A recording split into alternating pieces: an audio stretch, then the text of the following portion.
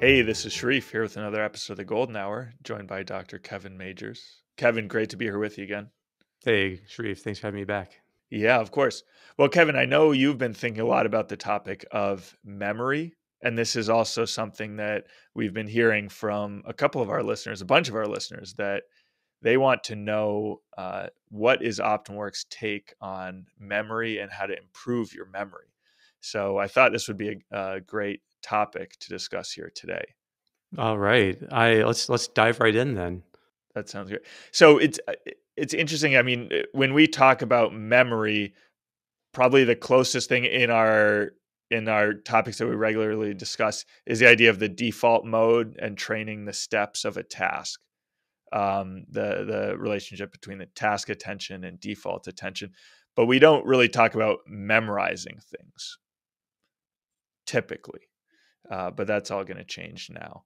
Um, so, well, yeah, so I guess there are all these techniques for how to memorize lots of information. Like I was struck by this memory expert who I guess now a classic competition among memory experts is that they give them a list of numbers of just digits 1, 3, 7, 9, 4, 2, and in an hour he was able to memorize over 1,000 of these just digits. And so it's incredible. But maybe just to start is like, why is that an important thing to be able to do? If part of our aim at OptimalWork is how do we put love and service at the forefront of our work? How does having a good memory, a well-trained memory, fit into that? Yeah, it's a great place to start. I think the to understand memory is to understand learning. So, and in some ways, to understand growth and practice. When we talk about memorizing things, that's probably not even the right way of thinking of it. It's about how do you more deeply learn something. So the greatest problem people have with their memory is not that they have trouble recalling things that they stored.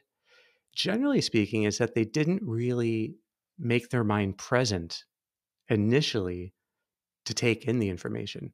Like, have you ever heard someone give you their name, but then 20 seconds later you couldn't repeat it? Yeah, So in that some happened ways, yesterday. E- Exactly. So, in some way, we're always facing situations where we need to be attending fully with some kind of original awareness to be able to form the memory. But what's very interesting about these memory techniques, which have been used and described for at least 2,500 years, and all the great scholars of antiquity use them. So Aristotle described them and used them. Augustine, Aquinas, you choose like the who I think are the heavy hitters from all the ages. Cicero, even they talk very explicitly about how memory requires strategies in order to work, and how that's the basis for learning. That the mind, once you know how to like get your mind around some kind of information, then you can start going through and either meditating on it or comparing it and contrasting it. And so you see these incredible works that people were able to write, of hundreds of thousands of words in one work. And they did it all from memory. And they were citing every book from memory.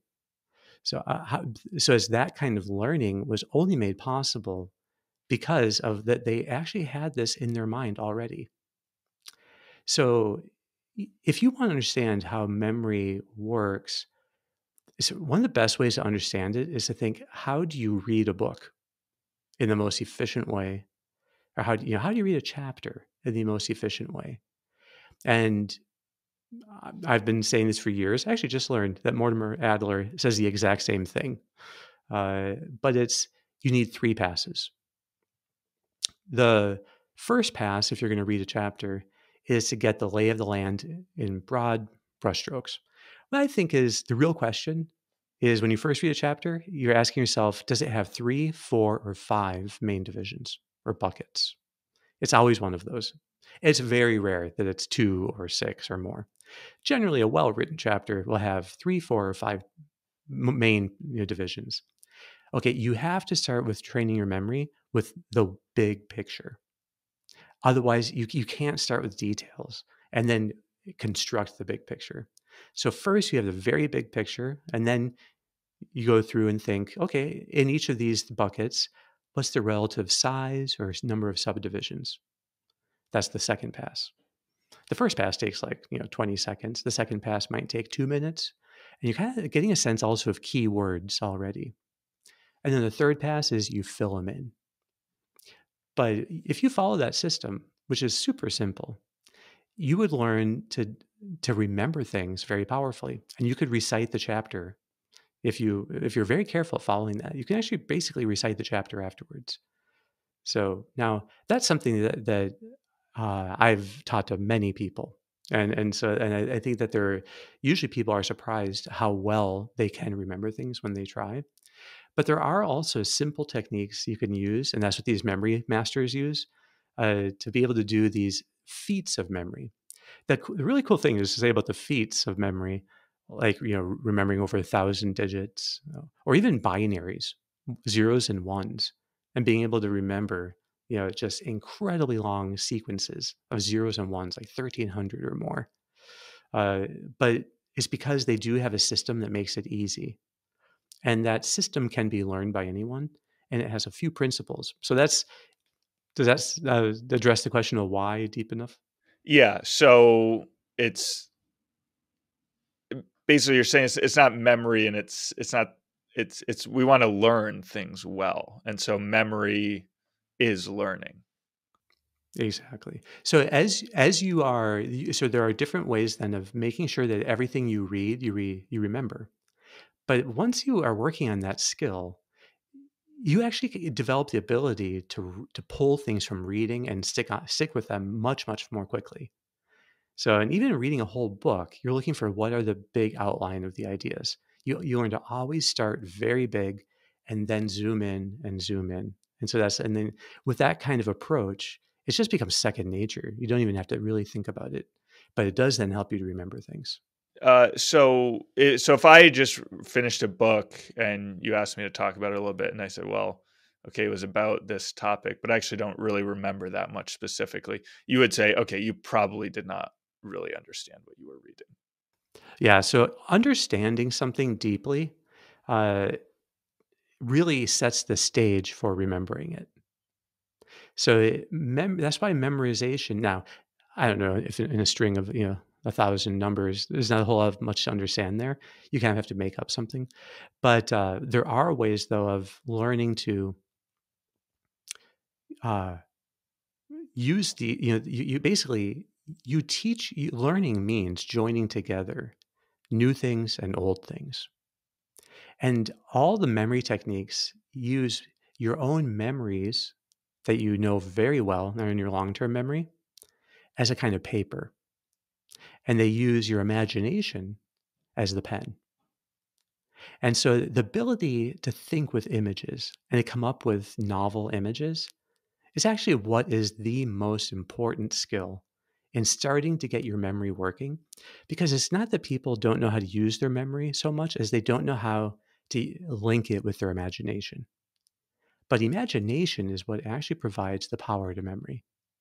So for instance, if I were to ask you, uh, imagine in your mind a star, okay, like a shining sun. Now, I want you to quickly come up with 20 versions of that, and you can vary it in any way. What would you come up with? 20 variations of the image of a star. I guess I would vary the size, is if Okay. I'm allowed to vary that, the shape, the shape, I mean different points. Or Okay. it So you does can always have have to be points. yeah, point Hmm. like a 5-pointed star. The color, red, Hmm. yellow, whiter, different rays coming from it. So, yeah, so just I don't know if I can do 20 on the spot. Yeah. So, though, if you were to ask yourself, then how do you develop this ability for the imagination to work in such a way that it can be used for memory? Uh, there's a few principles. One is you do want to make it more rich. So you want to think of it generally as something big in front of you. So something that is like about three, right, as far as your hands stretch out in front of you, big and tall. So you think of it three-dimensional and large. And then and then you come up with the strangest qualities. So you have one star which is pulsating, one star, which is more shaped like a cross, one star that is made of chocolate, one star that is made of cheese. And then you can have different types of cheese. One star that's hairy, one star that has a mohawk, one star that has, big eyes with a nose. You use your imagination to just come up with strange qualities that are novel. So it turns out that the more novel that image is, and that you imagine it as large in front of you in three-dimensional, the more it becomes then a magnet for your memory to work. So if people wanted to do the easiest thing to practice, do something like what I just did. Try to come up with something where you have many variations of it, but that is pretty novel. And then as you're reading a chapter of something, just try to think of one of those images for each page. That image doesn't have to relate to what you're reading. It's just that it's there, and you think of it kind of at the beginning, and at the end, and you turn the page, and you come up with a new one. And it could be anything. It doesn't have to relate to what you're reading at all. It's nice if there are variations on a theme. If you did that at the end of the time reading, you would find you could actually recall much more deeply everything that you read in that chapter. Because your mind loves working with objects. And imaginary objects, if they seem to have a three-dimensional quality to them and are novel, you can have infinite numbers that you can remember of those. So that's one of the rules of memory is you're actually utilizing your visual cortex, not the auditory cortex. So if you try remembering a chapter based purely on words that you're saying in your head, or say that you're trying to remember a list of things. If you were just to have the list in your head, like, okay, there's the example of in one of these books about this is in the memory book by Jerry Lucas. If you it's the airplane list. So Sri, let me ask you, do you remember the airplane list? I I think know I you read do. the book. Yeah. Yeah. What is it? This is a list of unrelated objects that he gives one time in the book. But because Yeah. he gives a strategy, it actually makes it easy to remember. Yeah. I believe it's airplane, tree, envelope, earring, bucket, sing, basketball, salami, star, and nose. Exactly. So I'll just run through then the way you could be thinking of these things. So you think of an airplane that's large, and then what I did is I imagined a tree sprouting out of the nose of the airplane that's huge, and then in that tree there are thousands or millions of envelopes, and then each of those envelopes is dumping out earrings that are all going into a huge bucket, and the bucket's singing. And while the bucket sings, it's coughing out basketballs. And every time the basketball bounces, you see a slice of salami appear. And from each of those slices of salami, shooting stars rise up, and they all go up someone's nose. Okay, so that kind of weird image is like a story in your mind. Okay, so it makes it possible then that you can remember backwards and forwards. And so it's not that you have to work at it. It's like, okay, you can go from nose to star to salami to basketball to sing, which is not even an object. It's a verb, to bucket to earring to envelope to tree to airplane. And it's no work. So that's a cool thing about this is that you can use it. So if you wanted to, if you're giving a talk, what you do is those words, as unrelated as they are your key words. And so every paragraph should be one thought if you're writing a talk. And it can be good to write it out first, just as an experiment. But then you have basically one keyword per paragraph. Then you just you use some system like that, and so you try to make it something. You try to make it something that is perceptible, like that is tangible, something with sharp outlines. So you, as you know, one of the guys says, you wouldn't want just to imagine a beach. It's too diffuse. Imagine a beach ball or a beach chair, something that has like substance to it that you can is one thing. So you do that. Even one grain of sand would be better if you could imagine it large in your mind, than a beach. So so with each of those paragraphs being one keyword, you can quickly remember the entire speech. And you'll see that you can use that your mind will use the keyword and it will just remember everything that you associated with it. So that's why I think it's helped sometimes that you write out things in advance. But then, and I've been doing this also for years, just have in each paragraph one bolded word. So that, then typically I would have talks in front of me, but I'm not reading them. And then, but while I'm speaking, I can see the bold, sometimes very large word, and that just becomes everything. So it's like you're not even using it. But if you make an image, a novel image associated with it that evolves to the next one, that evolves to the next one, it's effortless to remember the whole thing. So how does this relate to the how to read a book? Because there it was about really understanding it. But in this case, when we talk about memory, these images seem are kind of unrelated, or it's not really about understanding in a deeper way the concepts, but it's about associating them to clear images, to well-defined images. So is this a kind of either or that okay, so how do you relate these two things of going for understanding versus associating to clear images? So associating things to images as an exercise is like a small amount of effort you make to get the system in shape. That's like maybe 20% of it. The other 80% your mind does without you trying, and you end up just remembering things and using images that you're not even that much aware that you're using. But it's impossible to think through any argument without using images.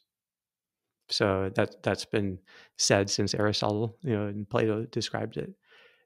So much that Plato was afraid of people writing down things in books, that it would ruin the ability to remember things. Also, there's very good evidence now, if people are interested, Lynn Kelly, she has a book called The Memory Code, which shows that things like Stonehenge and Easter Island and all these ancient large artifacts were mnemonic devices.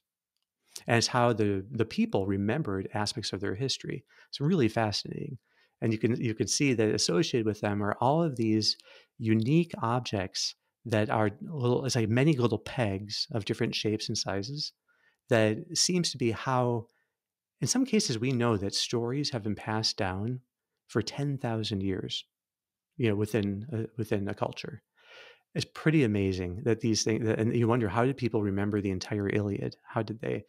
Well, we actually know their methods because it's been written down since there has been writing in the West, and it's that you use images to do the work.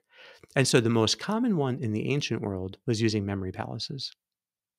And so there, if you wanted to understand something, you have to you have to be able to hold the knowledge.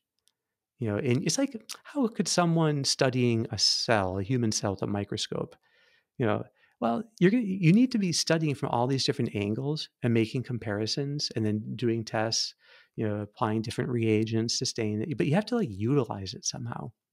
But if you can't hold it in your mind and see it from every angle, then how do you make those comparisons? So your ability to hold concepts in your mind that you can remember backwards and forwards and that you see exactly how they're linked, that allows you then to make many more associations. And it happens almost naturally that you're able to remember these things.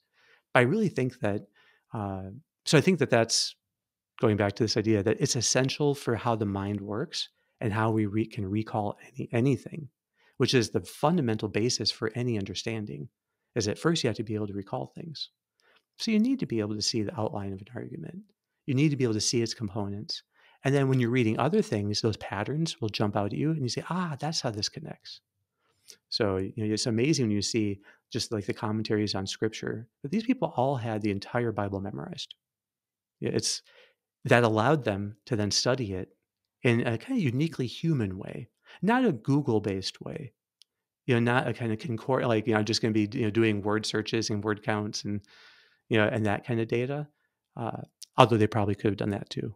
Uh, but in fact, it allowed them to achieve a much deeper wisdom because they just held more in their mind and they could behold it from all these angles. So, would you recommend that as people read, they deliberately associate images with each? You mentioned at the beginning, as a kind of starting exercise, associating an image with each page. That seems like a rough way to do it because maybe a page isn't a concept. So, would you Yeah. say that Strangely as though, you it still encounter a new? works, and you Uh huh. don't have to try to recover you don't have to try to recall the images. Uh huh. You just practice the skill, and your brain will make it easy to work in the background with these images, but you don't actually necessarily still stick with those images. The novel image that you have this kind of original awareness of gets joined with what you read on the page, and the whole thing becomes more memorable to you. So that's how these people do feats like reading a newspaper and then being able to answer any question and tell you what everything was about. So it's fascinating to see it work, but it's not that they're coming up with a system or even like a story that the images tell. You just trust it to work. And that's a cool thing for people to try. The other way you can do it though is if you're dividing it up into see, okay, the same about to read, is it 3, 4, or 5 buckets? Then it could be that every bucket has an image and then somehow it branches out into sub images. So you can combine all these techniques that you have an image that forms the center of a mind map.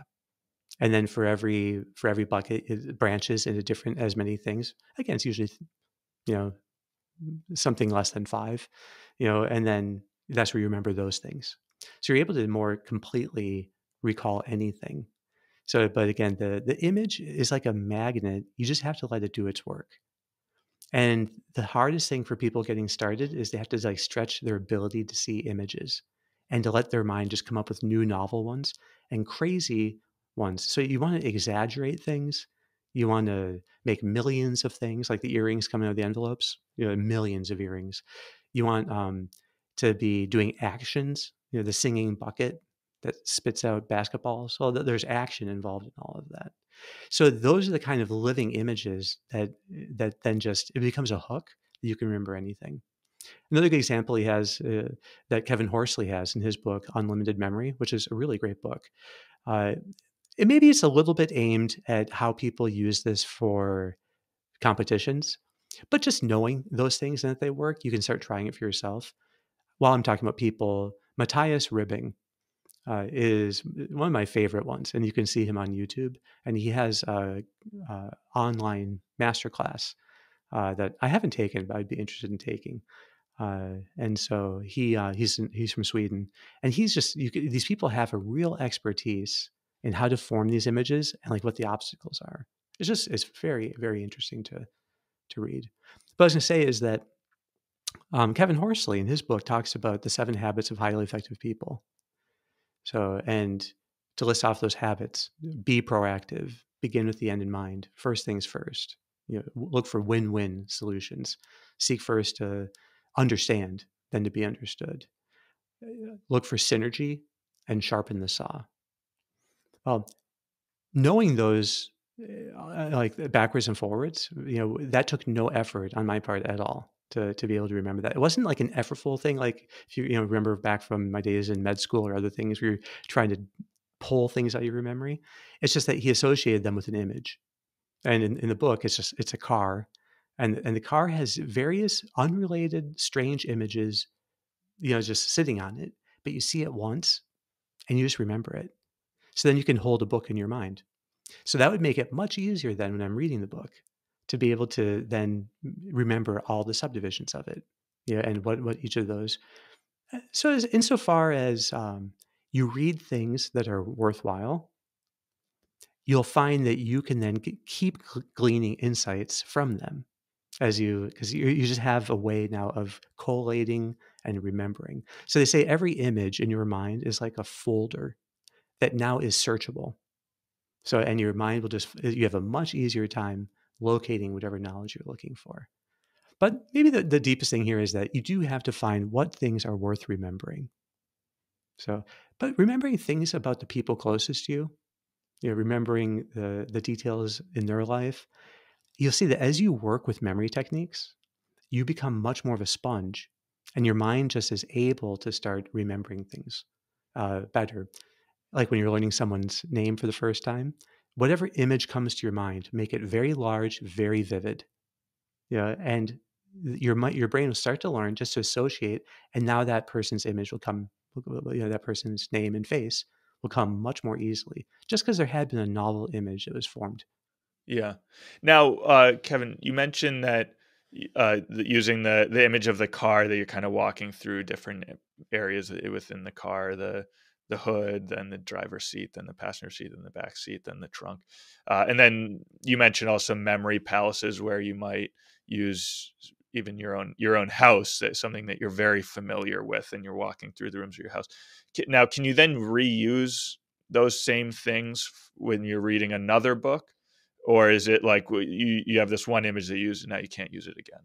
Yeah, the general advice is that you should give yourself 72 hours at least before you reuse it. So you could practice while reading a book. So if you're reading it in one room, just associate every page with an item in the room. But you want it to be done in your mind kind of three-dimensionally. And so it could be that there's the door, there's the handle, then there's the panel here, the panel there on the wall, then there's this other closet door. And then you just go through that for each page, you associate it somehow. You'll find that you can actually you can then walk through the room and just go around kind of like, in my mind it's always going to be counterclockwise. And you have these things set there. So so memory palaces are just another way of doing it. Instead of having the same kind of now, even then, you do combine it very often with some original strange image.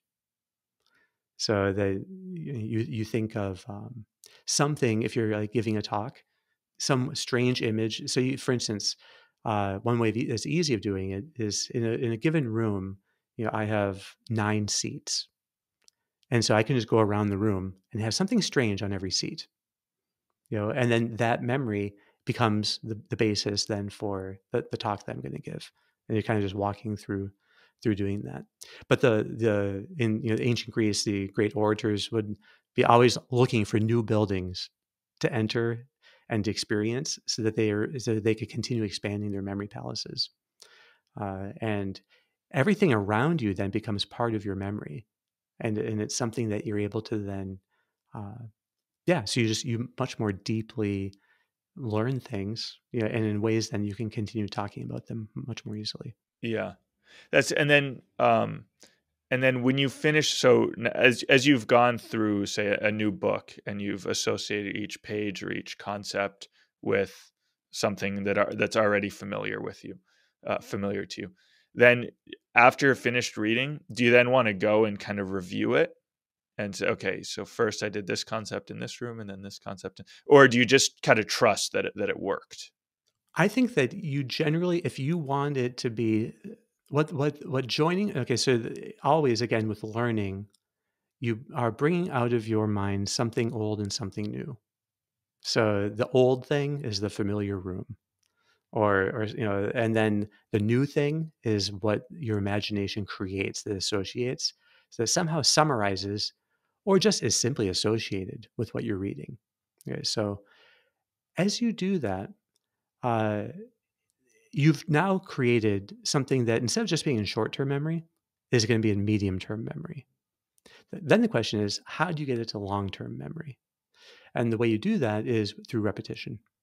So then you find a way to pull it out of storage, say later in the day.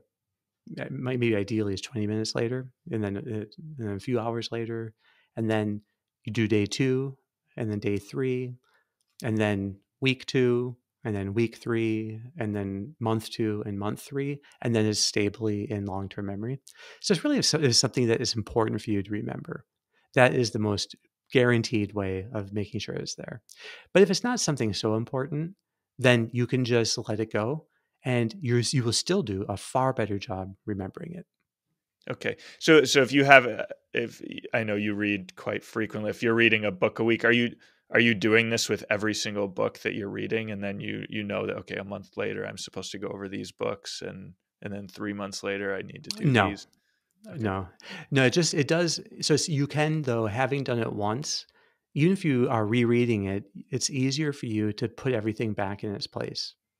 But even with books, it's good that you have a general some kind of map in your mind, so that you formed of what are the main arguments in the book, and then how do those break down and branch out, and then what's the proofs or whatever.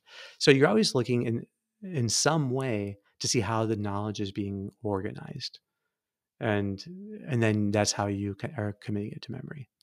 But again, it's you work at it in some deliberate ways, and it will just show up and be used all the time, and you'll end up remembering things much better. People right now, nootropics that are trying to help people with their memory, I think it must be an enormously expensive industry. That people are spending a lot of money. Uh, these techniques, those are chemical strategies, and some of those may, in fact, be very good. Maybe, I'm sure that having omega-3 fatty acids and resveratrol and phosphatidylserine and other things are undoubtedly helpful. They're good for the brain in general, and so yes, they probably do help with memory. But those are chemical strategies. These are actual learning strategies that allow you to engage material in a novel way. And so that's what the kind of the images do. That ends up creating, I think, a much more fun and creative and flexible way of dealing with knowledge and memory, that you don't feel like you're in danger of forgetting things. It just increases confidence so much. To go to give a talk and knowing that you could give the order of it backwards and forwards, and that you have the keywords, and then each of those keywords, you know exactly what you're going to say. You can just speak very confidently then, because most people, what they're afraid of in giving a talk is that they're going to forget what they have to say. So I think that it just shows up then in all of life that you end up, if you work at it sometimes, it ends up spilling more and more into the rest of life. But these things have been used by scholars of every single age except our own.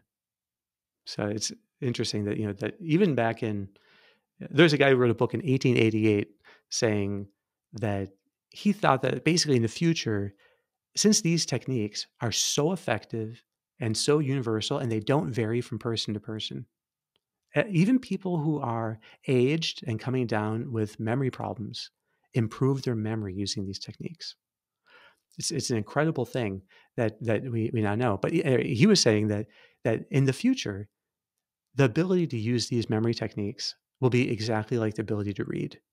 Everyone will have it. He lamented that only a few thousand people, in his time, were really using these techniques, because everyone who uses them finds that they work. There's very few things like that you can say, because people think memory is a trait. They think, oh, this is just the way I'm. It's not. It's a strategy. Now, sometimes people are using implicit strategies that they just somehow picked up. Great, but you can do it deliberately. And so as you work with these things, like you read the books, the memory book by Jerry Lucas, Kevin Horsley's Unlimited Memory, or check out the work of Matthias Ribbing, and you'll see that they're all talking about the same thing. It's all very reachable, very doable. These weren't geniuses. These are ordinary people who learned to use the techniques. But as a result, you end up becoming a sponge where you're just eager to learn more. And so I think that's the real question then becomes, how do you use your time? And what do you spend your time actually learning? But it's not that there's any limit to what you can take in and what you can even recall.